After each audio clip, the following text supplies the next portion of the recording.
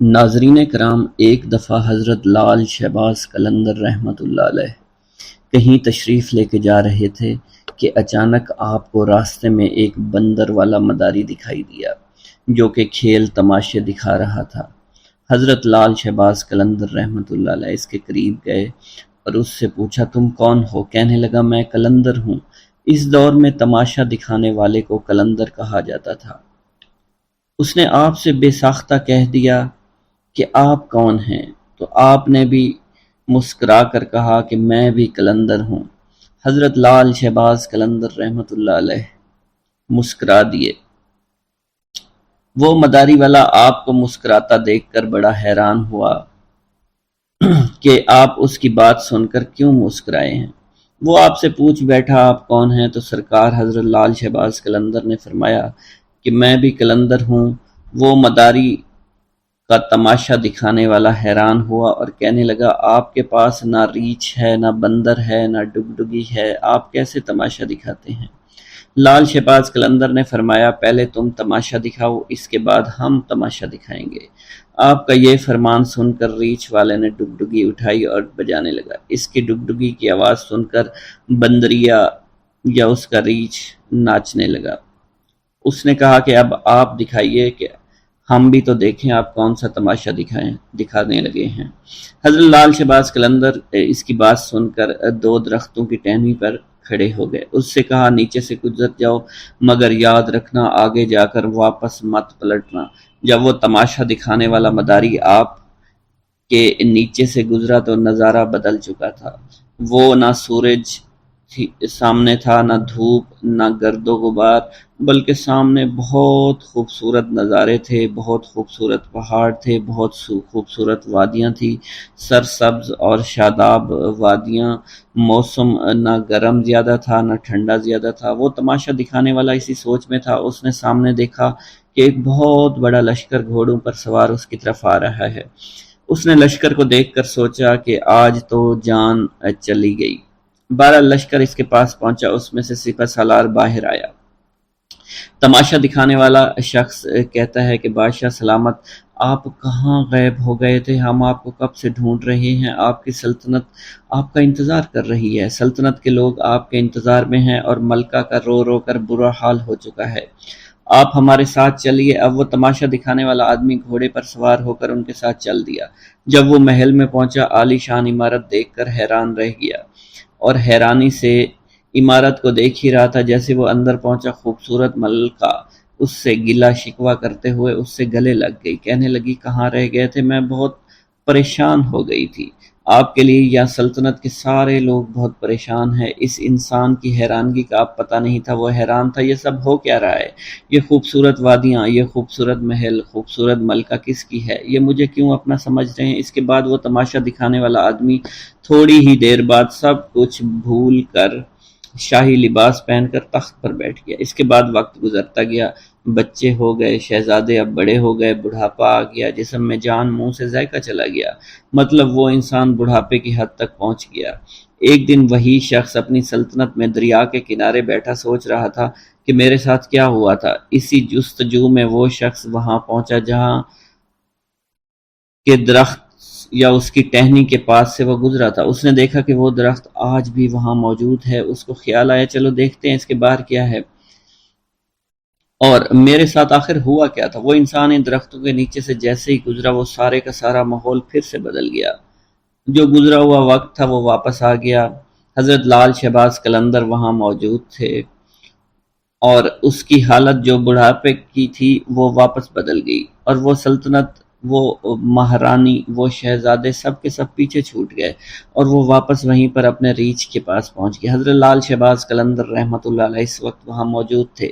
وہ ڈگڈگی، وہ گرد و غبار، حضرت لال شہباز قلندر کھڑے ہوئے تھے۔ مداری کو اب ایسا لگا کہ وہ ایک خواب دیکھ رہا تھا، لیکن اس کے ساتھ جو بھی ہوا وہ ایک حقیقت تھی۔ وہ حیران تھا، یہ سب کیا ہوا ہے؟ اس شخص نے جیسے ہی لال شہباز قلندر کو دیکھا تو ان سے پوچھنے لگا، میری سلطنت، میری رانی، میرے شہزادے کہاں چلے گئے؟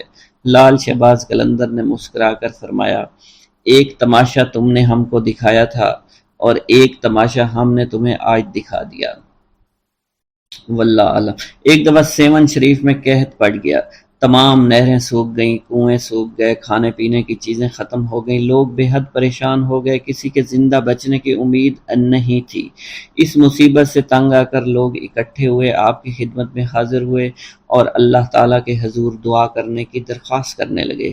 آپ رحمۃ اللہ علیہ نے لوگوں سے فرمایا، تم سب لوگ اپنے گناہ کی معافی مانگو، میرے پیچھے کھڑے ہو جاؤ۔ تمام لوگ آپ کے پیچھے کھڑے ہو گئے۔ آپ نے اللہ کے حضور عاجزی انکساری کے ساتھ دعا فرمائی۔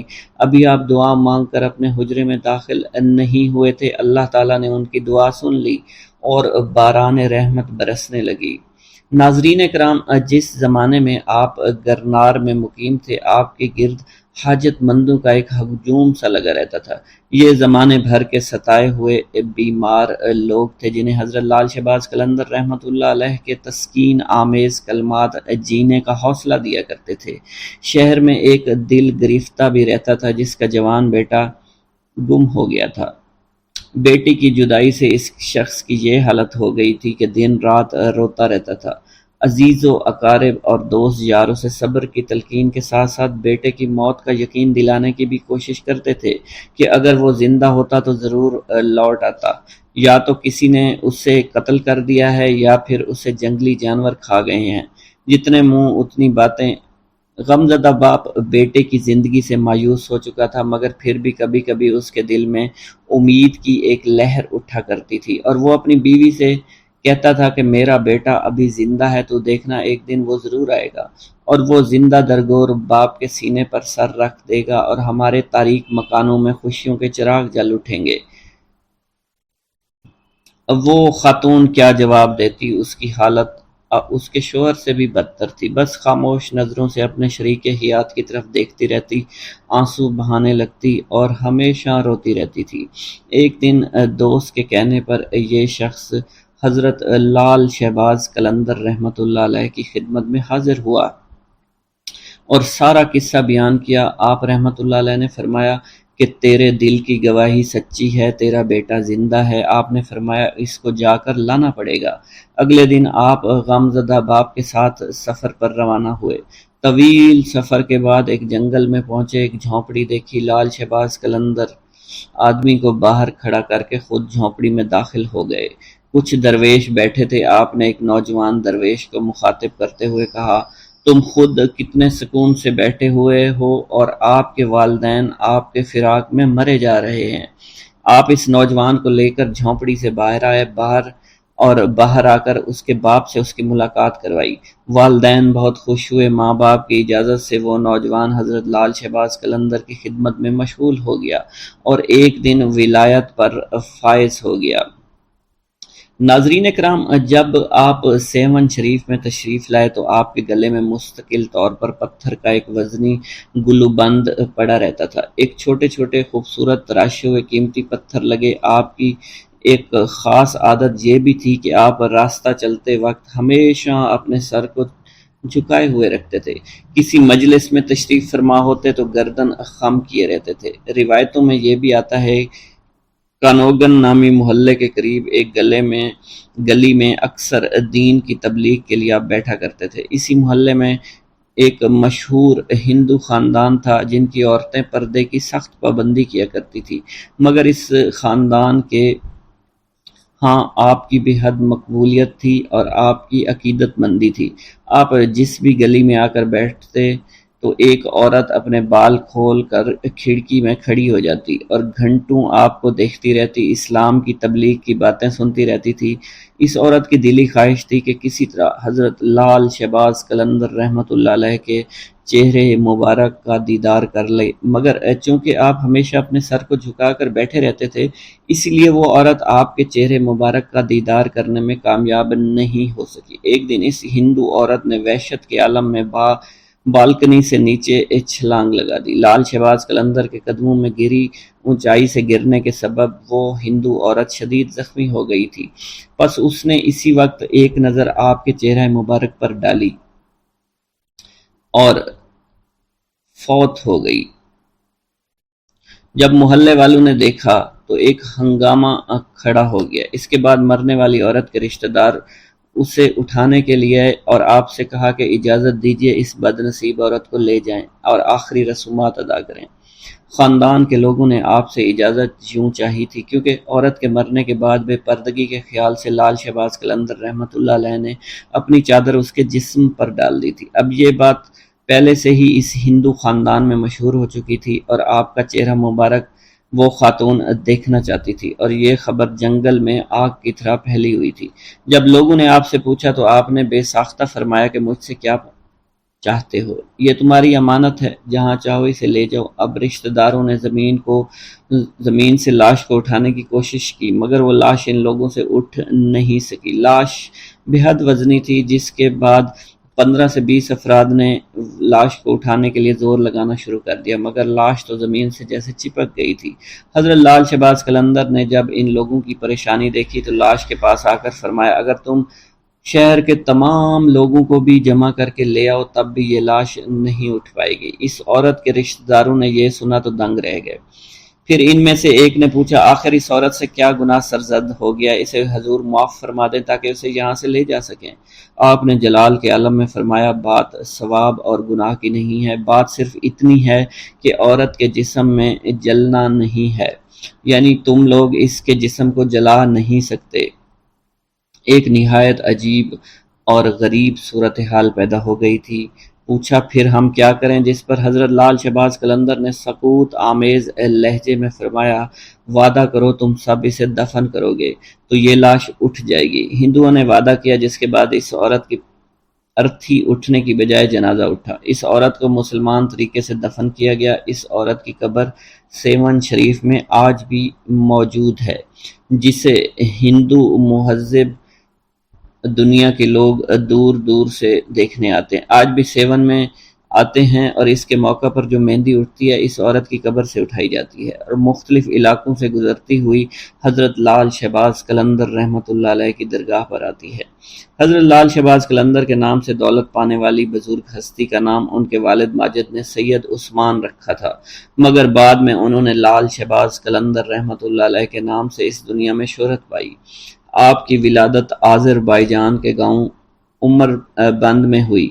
آپ کا سلسلہ نسب حضرت امام جعفر صادق رضی اللہ تعالیٰ عنہ سے جا ملتا ہے۔ جس طرح ہندوستان میں حضرت خواجہ غریب نواز معین الدین چشتی اجمیری رحمۃ اللہ علیہ کی وجہ سے اجمیر کو خاص شناخت حاصل ہوئے، اسی طرح سندھ میں سیون شریف کو حضرت لال شہباز قلندر رحمۃ اللہ علیہ کی وجہ سے غیر معمولی عظمت حاصل ہے۔ حضرت لال شہباز قلندر کا ملتان میں قیام۔ ملتان میں قیام کے دوران چونکہ ماہ رمضان کا مہینہ تھا تو ایک جگہ افطاری کا وقت قریب ہو گیا۔ سب نے مشورہ کیا کہ افطاری اسی جگہ پر کی جائے۔ چونکہ افطاری میں کافی وقت تھا تو آپ کے ساتھیوں میں سے کوئی پانی لینے کے لیے چلا گیا، کوئی جنگل میں لکڑیاں اکٹھی کرنے کے لیے چلا گیا۔ تھوڑی سی گندم آپ کے پاس موجود تھی جو حضرت لال شہباز قلندر رحمۃ اللہ علیہ نے پسوانے کے لیے رکھی ہوئی تھی۔ آپ اس گندم کو لے کر روانہ ہوئے۔ اس دور میں روایت کے مطابق یہ تھا کہ گھریلو عورتیں معاوضہ لینے کے بدلے میں گھر کی چکی میں گندم پیس دیا کرتی تھی۔ حضرت لال شہباز قلندر اس مقصد کے تحت ایک گھر کے قریب پہنچے جہاں پر آپ نے دیکھا ایک عورت اپنے گھر میں گندم پیس رہی تھی۔ اس عورت نے جب لال شہباز قلندر کو دیکھا تو وہ آپ کے حسن و جمال پر مائل ہو گئی، آپ پر دیوانہ وار عاشق ہو گئی۔ حالانکہ وہ عورت شادی شدہ تھی مگر پھر بھی اس کی نیت میں فطور آ گیا۔ وہ وہاں سے اٹھی، دروازے پر آ کر آپ سے پوچھنے لگی، آپ کس مقصد کے تحت میرے دروازے پر کھڑے ہیں؟ آپ نے اپنی گندم اس عورت کے حوالے کر دی اور کہنے لگے کہ میں آپ سے یہ گندم پسوانا چاہتا ہوں۔ وہ عورت گندم لے کر اپنے صحن میں واپس آ گئی اور گندم پیسنے لگی، لیکن اس عورت کی نیت بہت خراب تھی۔ اس نے گندم پیستے وقت لال شہباز قلندر کی طرف دیکھنا شروع کیا اور مسکرا کر بار بار آپ کی طرف متوجہ ہونے لگی۔ پیارے دوستو، یہ دیکھ کر حضرت لال شہباز قلندر نے عورت کی طرف کوئی توجہ نہیں دی اور سر جھکا کر آپ کے اللہ تعالیٰ کے ذکر میں مشغول ہو گئے۔ عورت بدستور للچائی نظروں سے آپ کی جانب دیکھتی رہی۔ اس کے ضبط کا بندھن اب ٹوٹ چکا تھا۔ لال شہباز قلندر عورت کی اس بری نیت کو دیکھ کر اٹھے، گندم وہیں چھوڑ کر گھر سے باہر جانے لگے۔ وہ عورت چونکہ بدکار تھی، فوراً ہی سمجھ گئی کہ یہ درویش اب ہاتھ سے نکلنے والا ہے۔ چنانچہ اس نے آگے بڑھ کر آپ کا دامن پکڑ لیا اور زبردستی کرتے ہوئے آپ سے کہنے لگی، اگر آپ نے میری بات نہ مانی تو میں شور مچا دوں گی اور الزام لگا دوں گی۔ حضرت لال شہباز قلندر رحمۃ اللہ علیہ نے اس عورت کو سمجھاتے ہوئے کہا کہ تم ایک شادی شدہ عورت ہو، تمہارے لیے اپنے شوہر کے علاوہ کسی غیر مرد کی طرف بری نگاہ سے دیکھنا بھی بالکل حرام ہے۔ میں اس وقت روزے سے ہوں، مجھے تنگ نہ کرو، مجھے گناہ کی طرف رغبت مت دلاؤ۔ پیارے دوستو، آپ اس عزم کے ساتھ اس عورت سے بات کر رہے تھے اور اسے گناہ سے بچنے کی تلقین فرما رہے تھے، لیکن اس عورت پر شیطان پوری طرح سے غالب تھا، ہوس میں بالکل اندھی ہو چکی تھی۔ اس نے جب دیکھا کہ آپ کسی طرح اس کے قابو میں نہیں آ رہے تو اس نے غصے میں آ کر چور چور کا شور مچانا شروع کر دیا۔ پیارے دوستو، عورت کا شور سن کر ارد گرد کے گھروں سے لوگ دوڑتے چلے آئے، مجمع لگ گیا، سب لوگ اس سے پوچھنے لگے، بی بی کیا ہوا؟ عورت نے انہیں سارا واقعہ بیان کر دیا۔ چنانچہ لوگ دونوں کو لے کر شہر کے قاضی کے پاس پہنچ گئے۔ وہاں قاضی نے عورت سے ساری صورتحال پوچھی تو عورت نے وہی بات بتائی جو اس نے اپنے محلے داروں کو بتائی تھی۔ آپ قاضی حضرت لال شہباز قلندر کی طرف متوجہ ہوا تو اس نے آپ کی طرف دیکھا تو اس پر عجیب قسم کا رعب اور دبدبہ طاری ہو چکا تھا۔ اس نے محسوس کیا کہ یہ کوئی نیک انسان ہے۔ آپ کے چہرے سے شرافت ٹپک رہی تھی، اس لیے قاضی نے بڑے مؤدبانہ انداز سے کہا، اے آدمی، اس عورت نے تم پر بڑا ہی گھناؤنا الزام لگایا ہے، تم اس کے جواب میں کیا کہنا چاہتے ہو؟ یہ الزام ایسا ہے کہ سوائے گواہ پیش کرنے کے کوئی صورت نہیں آتی۔ تب حضرت لال شہباز قلندر رحمۃ اللہ علیہ نے بڑے اعتماد اور تسلی سے جواب دیا، اے قاضی، اللہ نقائص سے پاک ہے اور اللہ ہی کی ذات ہے، کسی کے عیب کو ظاہر کرنا کوئی اچھی بات نہیں۔ اگر اس بات پر اصرار کرتے ہیں کہ میں اپنی صفائی میں گواہی پیش کروں تو میرا گواہ اس عورت کا شیرخوار بچہ ہے جو اس وقت جھولے میں لیٹا ہوا ہے اور وہاں پر سب کچھ دیکھ رہا تھا۔ تمام لوگ آپ کی یہ بات سن کر حیران ہوئے۔ قاضی کہنے لگے کہ یہ کیسے ممکن ہے، ایک شیرخوار بچہ گواہی دے گا؟ یہ تو ابھی بول بھی نہیں سکتا۔ آپ قاضی کی بات سن کر فرمانے لگے، جہاں تک اس بچے کے کلام کی بات ہے تو اس بچے سے وہی کلام کرائے گا جس نے بچپن میں حضرت عیسیٰ علیہ السلام سے کلام کرایا تھا۔ پیارے دوستو، قاضی آپ رحمت اللہ علیہ کا یہ جواب سن کر ہکا بکا رہ گیا۔ تمام حاضرین بھی ساری کارروائی دیکھ رہے تھے، وہ بھی حیران تھے۔ اب قاضی نے بچے کے باپ کو حکم دیا کہ وہ بچہ لے کر اس کے سامنے آئے۔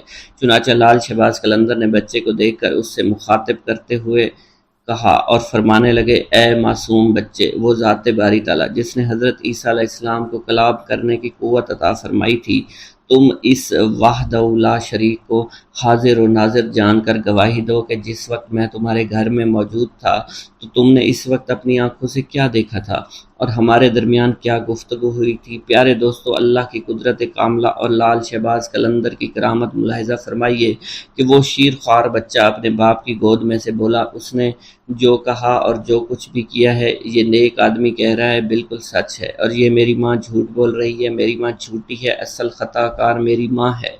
اس نے بری نیت سے اس شخص کے دامن کو کھینچا تھا۔ پیارے دوستو، بچے کے منہ سے یہ الفاظ سننے تھے کہ وہاں موجود تمام لوگوں پر ایک دم سے لرزہ طاری ہو گیا۔ وہ حیران اور پریشان حیرانی کے سمندر میں بالکل گم ہو چکے تھے۔ قاضی صاحب بھی اس سب واقعہ سے بہت حیران اور پریشان ہو گئے۔ یہ دیکھ کر قاضی اپنی جگہ سے اٹھا اور لال شہباز قلندر کے ہاتھوں کو بوسہ دے دیا۔ قاضی نے آپ کو اپنے ساتھ بٹھایا۔ پیارے دوستو، اب اس عورت کی آنکھوں سے برائی کی پٹی اٹھ چکی تھی اور وہ بھی اپنے گناہوں پر بڑی شرمندہ تھی، اس لیے عورت نے آپ سے معافی مانگ لی اور آئندہ گناہوں سے بچنے کے لیے توبہ کر لی۔ پیارے دوستو، ایک بار درویشوں کا ایک قافلہ سفر کرتا ہوا ایک جنگل میں پہنچا۔ جنگل کے ساتھ ایک وسیع و عریض میدان تھا، تاہم اس میدان کے کچھ فاصلے پر چھوٹے چھوٹے مکانات موجود تھے۔ البتہ اس میدان کے عین بیچوں بیچ ایک بوڑھا درخت بھی موجود تھا جو گھنا تھا اور اس کی شاخ دور دور تک پھیلی ہوئی تھی۔ درویشوں کا یہ قافلہ صحرا میں لمبا سفر طے کرتا ہوا یہاں پہنچا تھا۔ قافلے کے سردار نے انتہائی عاجزی سے اپنے عقیدت مندوں سے کہا، ٹھہر جاؤ، ہماری منزل آ گئی ہے، ہمیں یہیں ٹھہرنا ہے۔ عقیدت مندوں کے قدم یوں ساکت ہو گئے جیسے کبھی متحرک ہی نہیں تھے۔ ایک مرید خاص نے اپنے رہنما سے پوچھا، یا حضرت، ہمارا قیام اس میدان میں کس جگہ پر ہوگا؟ تو ان کے سردار نے کہا کہ وہ سامنے جو گھنا سایہ دار درخت نظر آ رہا ہے اس کے نیچے ہم قیام فرمائیں گے اور اللہ کی عبادت اور ریاضت کریں گے۔ قافلے کے پیشوا نے ایک لمبی دعا کی اور رب تعالیٰ سے التجا کی کہ وہ دنیا اور آخرت کی بھلائی عطا فرمائے۔ پیارے دوستو، ابھی دعا سے فراغت نہیں ہوئی تھی کہ درخت کے نیچے مقیم مردان خدا نے دیکھا لوگوں کی ایک معقول تعداد دھیرے دھیرے ان مکانوں کی طرف بڑھ رہی تھی، کچھ فاصلے پر جو موجود تھے، اور پھر جو رات اپنے جوبن پر آئی اور مکانات سے ناچ گانے کی آوازیں آنے لگیں۔ یہ آوازیں خاص طور پر ان مکان کے اوپر کے منزلوں سے آتی تھیں۔ مریدین نے بڑی حیرانگی سے ایک دوسرے کی طرف دیکھا، کیونکہ یہ آوازیں عبادت کی آوازوں سے مختلف تھیں اور ان کی عبادت میں مخل ہو رہی تھیں۔ جب انہوں نے اپنے مرشد کو انتہائی سکون و اطمینان کے ساتھ عبادت میں مشغول دیکھا تو تمام عقیدت مندوں نے اس ہنگامے کے باوجود اپنی ریاضت اور عبادت جاری رکھی، مگر ان کے دل میں پریشانی ضرور تھی۔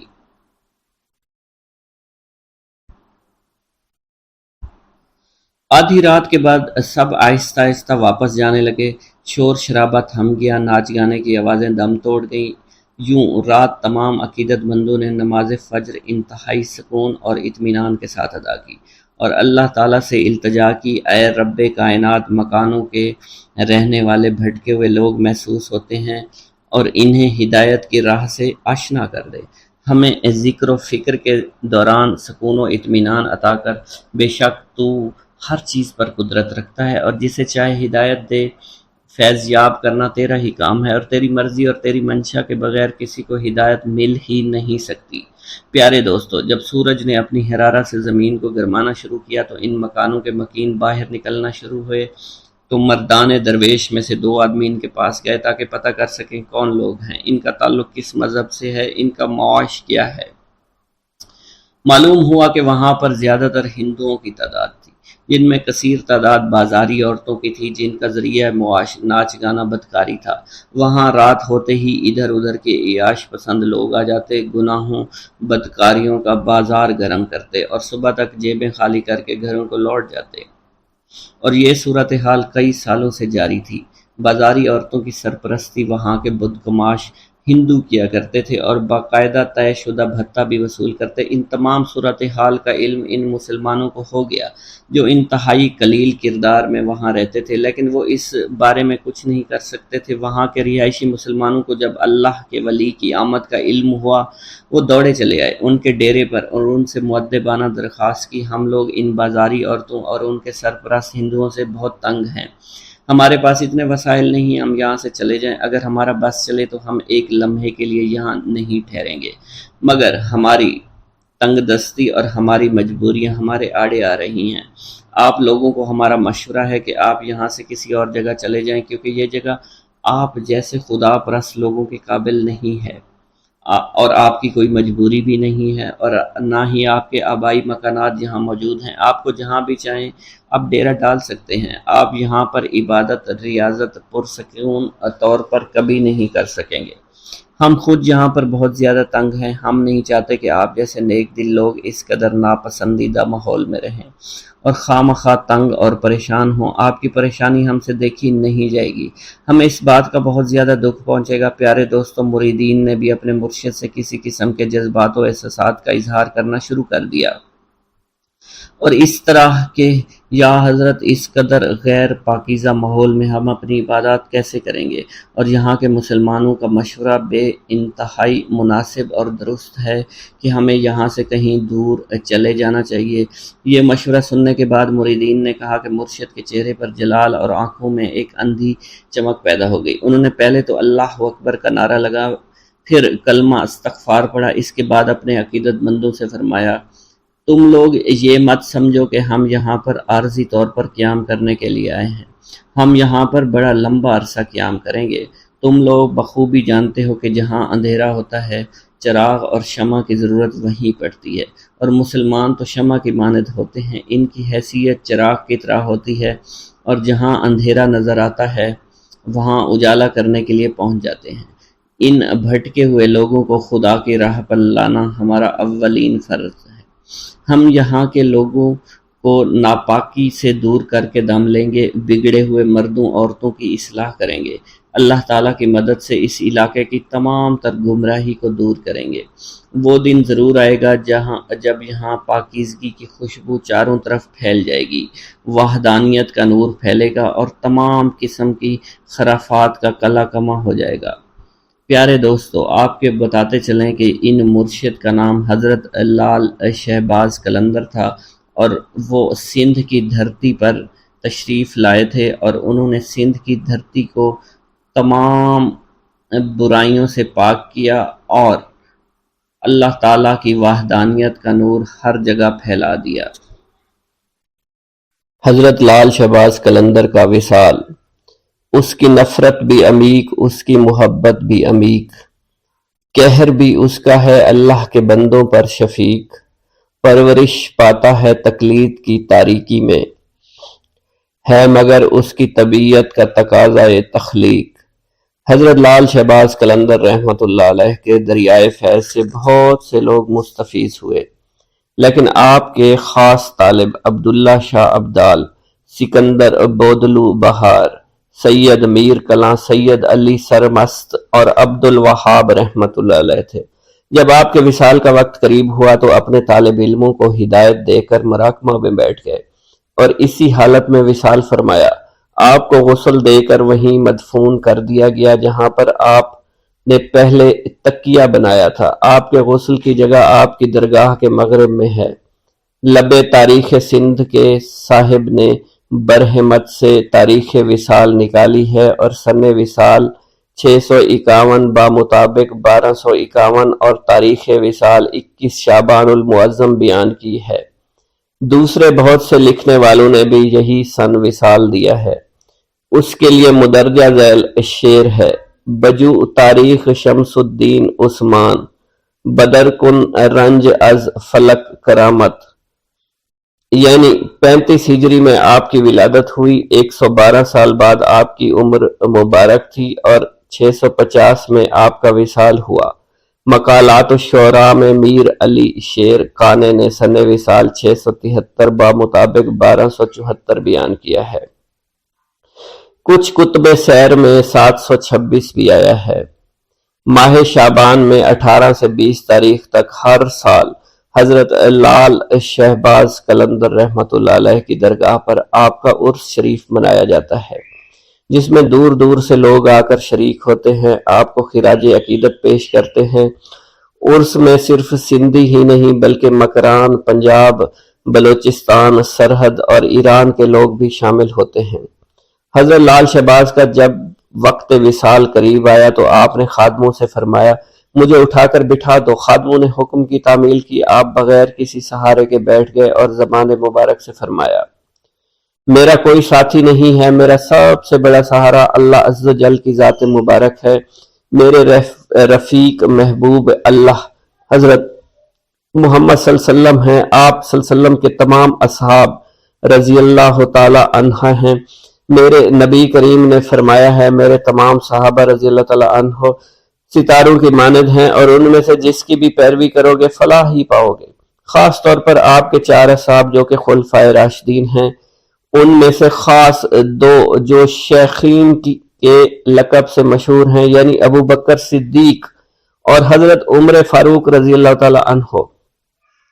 ان کلمات کے بعد حضرت لال شہباز قلندر نے آسمان کی جانب نگاہ اٹھائی اور دونوں ہاتھ بلند کر دیے اور فرمایا، اے اللہ، اپنے دین کا بول بالا فرما، اپنے دین کے راستہ پر چلنے والوں کو اپنا دوست بنا۔ اے اللہ، جو تیرے بندے تیرے سچے آخری رسول سے سچی محبت کریں اور تیرے مقبول بندے میں سے خلفائے راشدین رضی اللہ تعالی عنہم کے نقش قدم کو سامنے رکھیں، ان کے بتائے ہوئے راستے پر عمل کریں۔ اے اللہ، اپنے دین کا بول بالا فرما۔ ان کلمات کے بعد لال شہباز قلندر نے کلمہ پڑھا اور جان خالق حقیقی کے سپرد کر دی۔ حضرت لال شہباز قلندر اگرچہ قلندرانہ زندگی رکھتے تھے مگر دین کی تبلیغ و اشاعت کے لیے آپ کی زندگی اسوہ حسنہ کا نمونہ تھی۔ آپ جب تبلیغ کی نیت سے اپنی خانقاہ سے باہر نکلتے تو دیر تک اللہ عز و جل سے مناجات کرتے اور اس کے بعد تبلیغ شروع کر دیا کرتے۔ حضرت لال شہباز قلندر اپنا زیادہ وقت عبادات اور مجاہدے میں گزارتے تھے اور مقرر کردہ اوقات میں خانقاہ سے باہر تشریف لا کر دین و تصوف کی تعلیم دیا کرتے تھے۔ ہمیشہ موٹا کپڑا پہنتے اور معمولی غذا استعمال کرتے، ہر شخص سے اخلاص و محبت سے پیش آتے۔ آپ کے پاس سے کوئی سائل مایوس نہیں جاتا تھا، لوگ اپنی مشکلات کے حل کے لیے آپ کے پاس دعا کے لیے حاضر ہوتے۔ بہت سے یتیم بچے اور بیوہ عورتیں ایسی تھیں کہ خانقاہ سے ان کا روزینہ لگا ہوا تھا اور وہ آ کر لے جاتے تھے۔ خانقاہ کے ساتھ ایک مسجد بھی تھی جہاں حضرت لال شہباز قلندر لوگوں کو 5 وقت کی نماز پڑھایا کرتے تھے۔ ہر نماز کے بعد حاجت مندوں کا ایک ہجوم لگ جایا کرتا تھا اور وہ آپ کے گرد حلقہ بنا کر بیٹھ جایا کرتے اور اپنے دینی اور دنیاوی مسائل بیان کیا کرتے۔ آپ ان کے مسائل کا شافعی حل فرما دیا کرتے تھے۔ مزار پاک کی تعمیر سے متعلق مزار پر لگے ایک کتبہ سے معلوم ہوتا ہے کہ 7 رجب 757 کو ملک اختیار الدین نے، جو فیروز شاہ تغلق کے زمانے میں سیون کا حاکم تھا، اس نے مزار پاک تعمیر کروایا جو 6 گنبدوں پر مشتمل تھا۔ فیروز شاہ الدین پرور حکمران تھا کہ دور حکومت میں لال شہباز قلندر کا مزار پاک تعمیر کیا گیا۔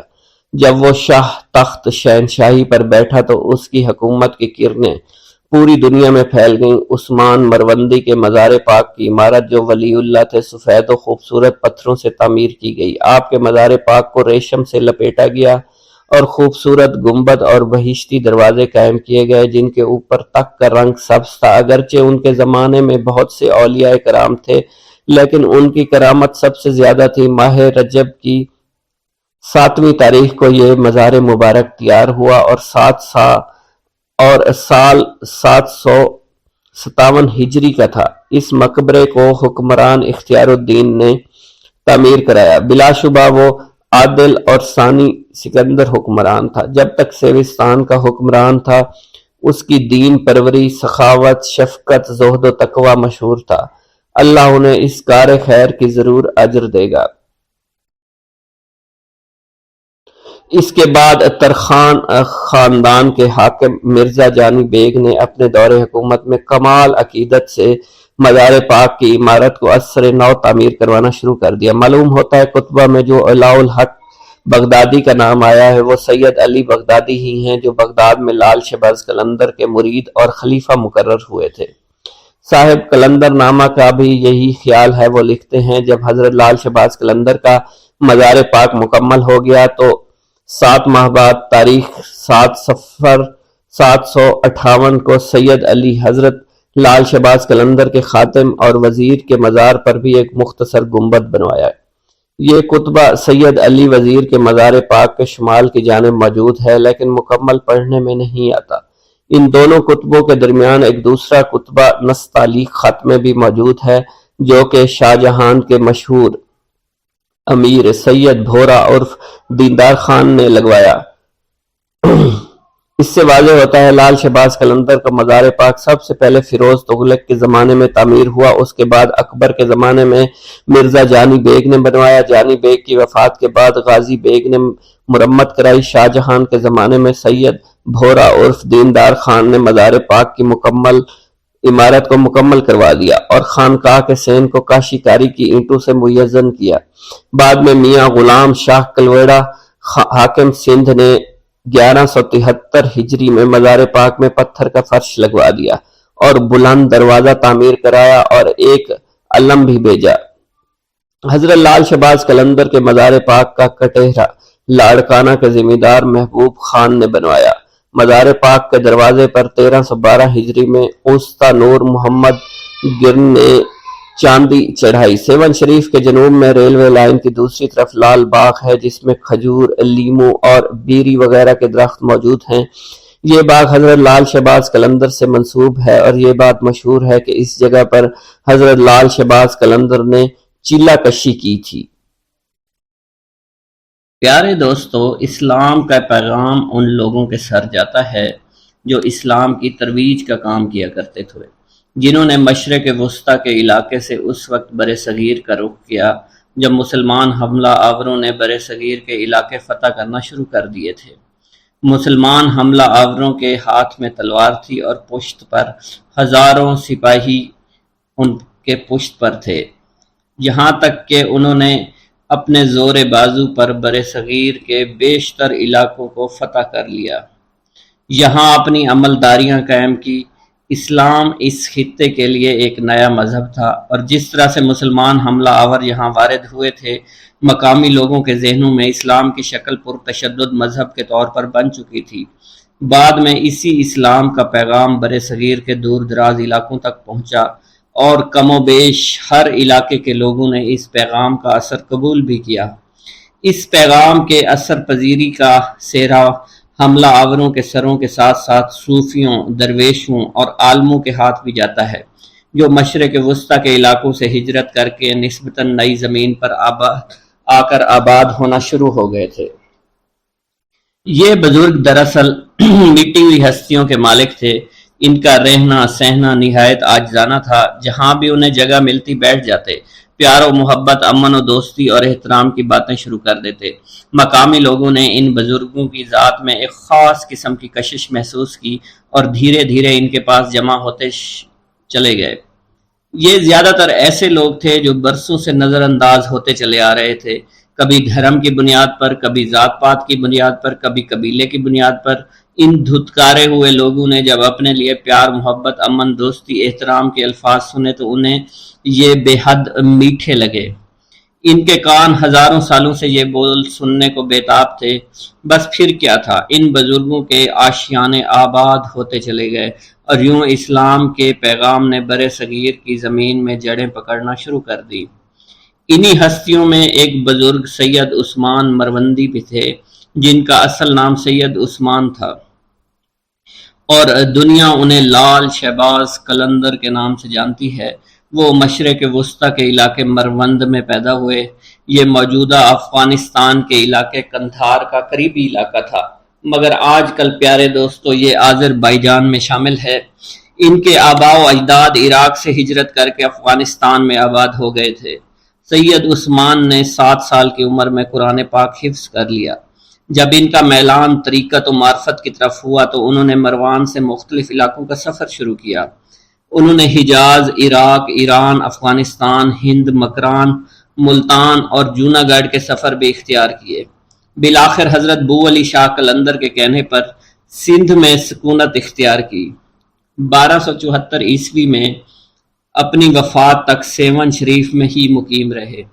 حضرت لال شہباز قلندر ایک بہترین شاعر، الحاد دان اور فلسفی بھی تھے۔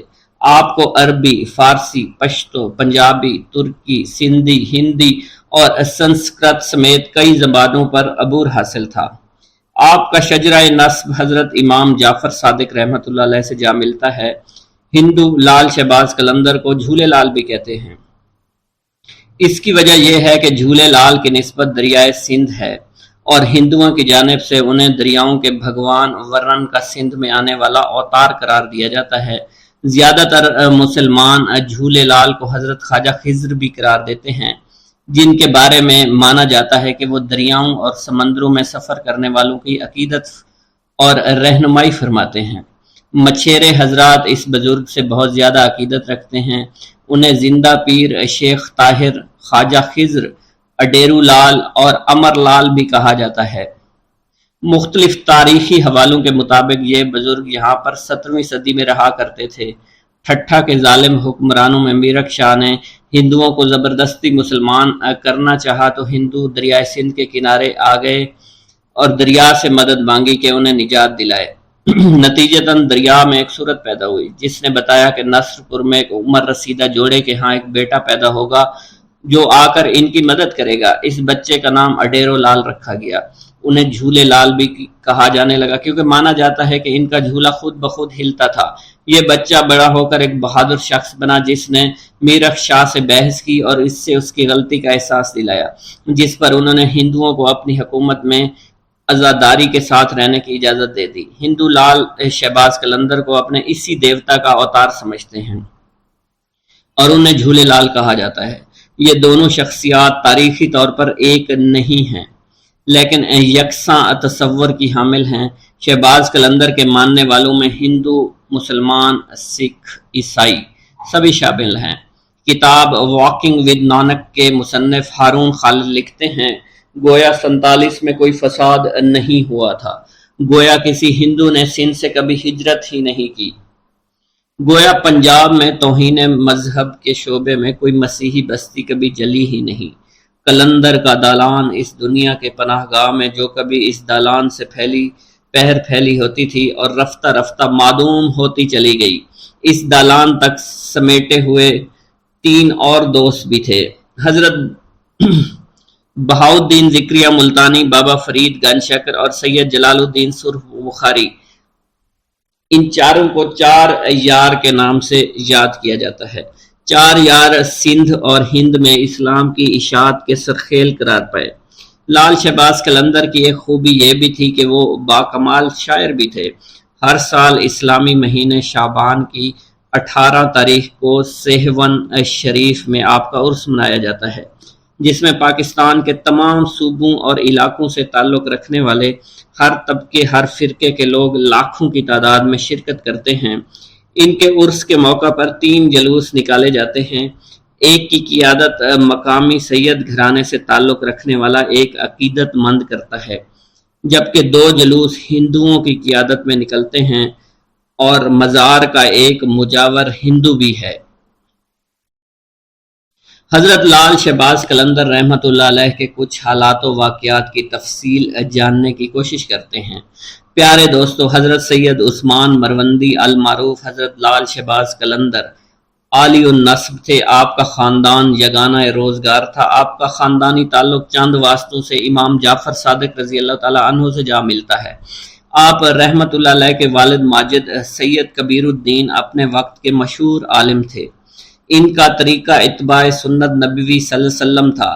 حضرت سید عثمان مروندی اپنے خاندانی اعتبار سے اونچی نسبت رکھتے تھے، اس لیے صالحت، سخاوت کے بہت سے خصائص ان کے خاندان میں منتقل ہو گئے تھے۔ ایک روایت کے مطابق آپ کے والد کا نام سید ابراہیم بن کبیر الدین ہے، جن کی ولادت جمادی الثانی میں مروان میں ہوئی۔ وہیں آپ رحمۃ اللہ علیہ نے زندگی کا بیشتر حصہ گزارا۔ سید ابراہیم کبیر الدین کا نسبی تعلق جو کہ سادات خاندان سے تھا، اس لیے لوگ ان کی بے پناہ عزت اور بے پناہ احترام کیا کرتے تھے۔ آپ کی طبیعت میں یاد الہی کے جذبات بے حد نمایاں تھے۔ جوانی کی ابتدائی ایام میں آپ کی سوچ پر یہ امر غالب تھا کہ شادی کیے بغیر زندگی کو راہ حق کی طرف لگا دیا جائے، اس لیے کہا جاتا ہے کہ آپ شادی سے گریزاں تھے۔ پیارے دوستو، سید عثمان مروندی المعروف حضرت لال شہباز قلندر کی والدہ حاکم مروان سید سلطان شاہ کی دختر تھیں۔ آپ بڑی نیک اور عبادت گزار خاتون تھی۔ طبیعت میں درویشی اور قناعت پسندی تھی۔ ایک روایت یوں بھی ملتی ہے کہ آپ کی والدہ پردہ شب کی تاریکی میں بیٹھ کر رویا کرتی تھی، فرماتی تھی کہ اللہ کے خوف سے رونے والا دوزخ میں کبھی نہیں جائے گا۔ ان کی ذات خشیت الہی کا سرچشمہ تھی، رات کا اکثر حصہ عبادت میں گزارتی تھی۔ اس ماں کی گود کا لال جب جذب و جلال کا جوہر بن کر سیہون پہنچا تو اس کی تابناکی کئی نگاہوں کو خیرہ کر رہی تھی۔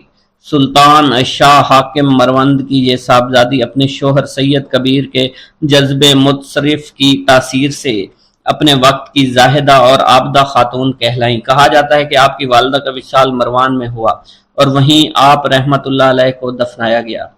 پیارے دوستوں، منقول ہے لال شہباز قلندر کے والد سید ابراہیم کبیر الدین رحمت اللہ علیہ بعض اوقات مقدس مقامات کی زیارت کے لیے سفر اختیار کیا کرتے تھے۔ ایک دفعہ کا ذکر ہے، حضرت سید ابراہیم کبیر الدین رحمت اللہ علیہ سید الشہداء امام حسین رضی اللہ تعالیٰ عنہ کی زیارت کے لیے کربلا معلیٰ گئے تو آپ کو ان کی طرف سے سلام کا جواب عنایت ہوا اور آپ کو وہ جگہ دکھائی گئیں جہاں شہداء کربلا مدفون تھے۔ اس وقت جو زیارت کرنے لوگ آتے تھے وہ آپ سے ہی وہی جگہ معلوم کرنے کے لیے وہاں ان شہداء کے لیے فاتحہ پڑھتے تھے۔ ایک دن حضرت امام حسین رضی اللہ تعالیٰ عنہ سے آپ کو یہ بشارت ہوئی کہ ہم آپ کو وہ باز دیتے ہیں جو ہمیں اپنے نانا حضرت محمد مصطفیٰ صلی اللہ علیہ وسلم نے بطور انعام عطا کیا تھا۔ بعد میں آپ رحمت اللہ علیہ کے قلندر لال شہباز کی صورت میں ایک عالی مرتبت فرزند عطا ہوا۔ پیارے دوستو، تاریخ سندھ میں لکھا ہے، ایک رات خواب میں حضرت لال شہباز قلندر کی روح پاک نے اپنے والد محترم سے کہا کہ آپ شادی کریں، آپ سے میرا ظہور ہوگا۔ آپ کے والد نے جواب دیا، جنت سے باہر آنا افضل ہے۔ اس پر لال شہباز قلندر نے جواب دیا، ہاں، دنیا میں ظہور ہونا احسن ہے۔ پیارے دوستو، جب حضرت سید ابراہیم کبیر الدین کو یہ اشارہ ملا تو آپ رحمت اللہ علیہ نے نکاح کرنے کی خواہش کا اظہار کیا۔ ان دنوں مروند کا حاکم سید سلطان شاہ تھا، اس کی بیٹی نیک خاتون تھی۔ اس نے بیٹی سید ابراہیم کبیر الدین کے نکاح میں دے دی۔ شادی کے موقع پر شہر میں بہت خوشی منائی گئی۔ ازدواجی زندگی میں منسلک ہونے کے بعد زندگی کا بیشتر حصہ آپ نے اپنے آبائی وطن میں گزارا۔ پیارے دوستو، کہا جاتا ہے ابراہیم کبیر الدین کی زندگی کے شب و روز مروند میں گزر رہے تھے۔ آخر ایک وقت آیا کہ زوجہ محترمہ کا انتقال ہو گیا۔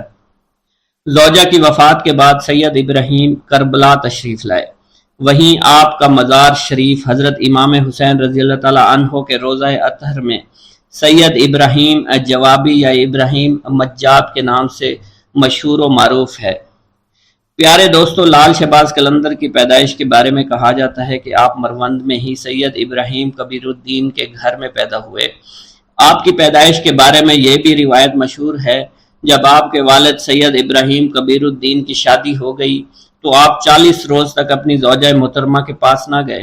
جب 40 روز گزر گئے تو حق زوجیت کے لیے اپنی زوجہ محترمہ کے پاس آئے۔ کسی نے آپ سے اس بارے میں پوچھا تو فرمایا، شادی کے روز میں نے راستے میں چنے کا ایک ٹکڑا زمین پر پڑا ہوا دیکھا تو میں نے اسے کھا لیا،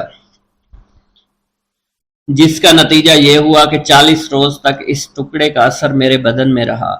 جب کہ وہ اثر ختم ہوا تو میں نے اپنے گھر کی راہ لی۔ اس قدر نیک اور پاک باز ہستی کی پشت مبارک سے حضرت لال شہباز قلندر رحمت اللہ علیہ اپنی والدہ محترمہ کی جانب منتقل ہوئے۔ پھر وہ مبارک گھڑی آ گئی جب آپ کی ولادت باسعادت ہوئی۔ آپ رحمت اللہ علیہ کے والد محترم سید ابراہیم کبیر الدین آپ کی ولادت پر بہت خوش ہوئے۔ حضرت لال شہباز قلندر کی سن ولادت کے بارے میں مختلف اختلاف پایا جاتا ہے۔ لب تاریخ کے سندھ کے مؤلف نے سال 583 ہجری تحریر کیا ہے۔ تذکرہ صوفیہ سندھ نے ولادت باسعادت 1177 عیسوی نقل کیا ہے۔ پیارے دوستو، حضرت رابعہ بصری رحمت اللہ علیہ کے زہد و تقوی اور علم و معرفت کی شہرت دور دور تک پھیلی ہوئی تھی۔ لوگ دور سے آپ کی خدمت میں کسب فیض کے لیے حاضر ہوا کرتے تھے۔ ایسی ہی با کمال ہستی کے بارے میں راوی بیان کرتے ہیں کہ لال شہباز قلندر جب اپنی والدہ ماجدہ کے بطن میں تھے تو ایک رات خواب میں رابعہ بصری رحمت اللہ علیہ کا دیدار حاصل ہوا۔ انہوں نے آپ کی والدہ ماجدہ سے فرما کر کہا، اے بیٹی، میں تمہیں یہ بشارت سنانے کے لیے آئی ہوں کہ تمہارا یہ ہونے والا بیٹا اللہ کا محبوب اور رب تعالیٰ کی مخلوق کا برگزیدہ اور شہرت یافتہ قلندر ہوگا۔ اللہ تعالیٰ اس کے وسیلے سے اپنے بہت سے گناہ گار بندوں کی توبہ کی توفیق عطا فرمائے گا۔ چنانچہ اے میری بیٹی، جب اس کی ولادت ہو جائے تو اس کے کانوں میں بلند آواز سے کلمہ طیبہ لا الہ الا اللہ محمد الرسول اللہ کی آواز پہنچا دینا اور اپنے جلیل القدر بیٹے سے میرا سلام کہہ دینا۔ چنانچہ حضرت لال شہباز قلندر کی ولادت ہوئی تو آپ کی والدہ ماجدہ نے حضرت رابعہ بصری کے فرمان کے مطابق عمل کیا اور اس بات کو اپنے دل میں راسخ کر لیا کہ میرا بیٹا اللہ کا برگزیدہ اور مقبول بندہ ہے۔ پیارے دوستو، جب حضرت لال شہباز قلندر کی ولادت ہوئی تو آپ کے والد محترم نے آپ کا نام سید عثمان رکھا، کیونکہ ایک روایت میں آتا ہے کہ آپ کے والد ماجد سید ابراہیم کبیر الدین رحمت اللہ علیہ کو حضرت سید عثمان غنی رضی اللہ تعالی عنہ سے والہانہ محبت تھی۔ اسی مناسبت سے آپ نے اپنے بیٹے کا نام سید عثمان رکھا۔ ایک روایت یہ بھی ہے کہ آپ کا نام شاہ حسین رکھا گیا۔ پیارے دوستو، آپ کے والد محترم سید ابراہیم کبیر الدین رحمت اللہ علیہ کی جب شادی ہوئی تو ایک مدت کے بعد ایک دن آپ نے خواب میں دیکھا حضرت علی کا دیدار حاصل ہوا۔ آپ نے عرض کیا، یا امیر المومنین، اللہ تعالیٰ کی بارگاہ اقدس میں میرے حق میں دعا فرمائیں کہ وہ مجھے نیک اور صالح فرزند سے نوازے۔ اس پر حضرت علی نے ارشاد فرمایا اللہ تعالیٰ تم کو ایک فرزند ثالث نوازے گا، لیکن میری اس بات کو یاد رکھنا جب اس کی ولادت ہو تو اس کا نام عثمان رکھنا، جب اس کی عمر 384 دن ہو جائے تو اس کو لے کر مدینہ منورہ میں حاضری دے دینا۔ حضور نبی کریم صلی اللہ علیہ وسلم کو سلام کرنے کے بعد عثمان غنی کے مزار پر حاضر ہونا اور ان کو سلام کرنا۔ چنانچہ کہا جاتا ہے حضرت لال شہباز قلندر کے والد نے ایسا ہی کیا تھا۔ آپ رحمت اللہ علیہ نے اپنی حیات میں لال لباس زیادہ تر زیب تن فرمایا، اسی بنا پر لوگوں نے آپ کو لال کہنا شروع کر دیا۔